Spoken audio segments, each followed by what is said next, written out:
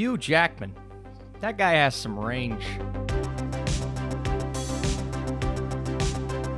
What is up, Flick fans? Welcome back to my channel. Brand new movie premiered on HBO last night. It's called Bad Education, directed by Corey Finley. I'm really excited to talk about this. If you saw the film, let me know in the comments down below, and if you're looking forward to it, don't worry, it's non-spoilers. Okay, in Bad Education, we see the unfolding of the single largest public school embezzlement scandal in history. Like I said, directed by Corey Finley, starring Hugh Jackman, Welker White, Allison Janney, Geraldine Viswanathan, Alex Wolff, Jimmy Tatro, Ray Romano. The cast is spectacular, and I didn't know what to think about this film going in. I knew it was from the director of Thoroughbreds, and Thoroughbreds being one of the most, I don't want to say underrated because most people really enjoyed it, but not talked about enough movies of that year. And I think this guy is built to be something special in the movie industry. And I'll start out here. I don't think Bad Education is as special as Thoroughbreds, and it could have done some things, I think, a bit better in a few departments, mostly having to do with how this narrative was structured. But from the standpoint of not knowing much about this real-life scandal and wanting to know more about it, but also excited, just foaming at the mouth to see the showcase of talent and how they all played off of each other within this film. And we start out with Jackman's character, and he's just like the ultimate guy in the school system. You know, the one dude you see walking down the hallway dressed in a suit, and it's like, that guy, man, he knows what he's doing. He's fancy, everybody likes him, everyone trusts him, and Jackman pulls that off, I mean, effortlessly. He is so good in that department. He plays the superintendent, and he works for the betterment of students and their education, while certain people under him and people within that department are embezzling public funds to live the life that they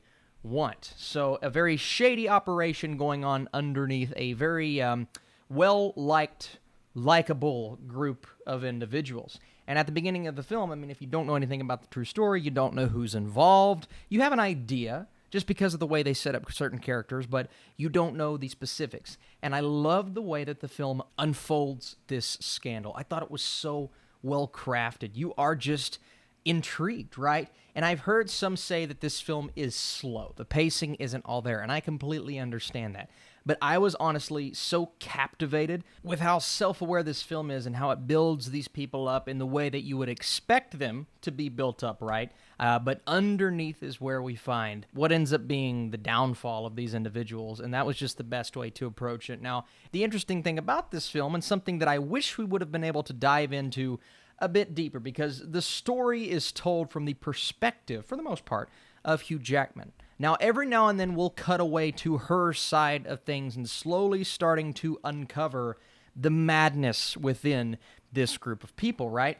But I didn't get enough of her. I thought Geraldine was incredible in the film, and she really captured the spirit of an up-and-coming journalist, but she also kind of represented everyone on the other side of this scandal, those that are just not in the know and not aware of how they're being completely and utterly lied to. And at one point, she gets a piece of advice from her dad, and that's when she decides to step up and do something about this. And I got that from the story. It's not like we didn't understand her motivation, but we got very little of her compared to the rest of the story. Now, don't get me wrong, the rest of the story is interesting. And when you have a guy like Hugh Jackman, yeah, you want to focus on him throughout most of the movie, especially when you start to uncover what he's doing and how he's involved and the intriguing nature of the life that he's living. When the film starts out, I'm like, all right, I don't really care as much about his personal life, but the way that it ties in towards the end, you understand his motivations. And there's one moment with Jackman in the third act, and it's kind of his clip that they would play if he were to be nominated for an Oscar, right? It's a great monologue, and that's at kind of his tipping point. You can tell it's all been kind of building up,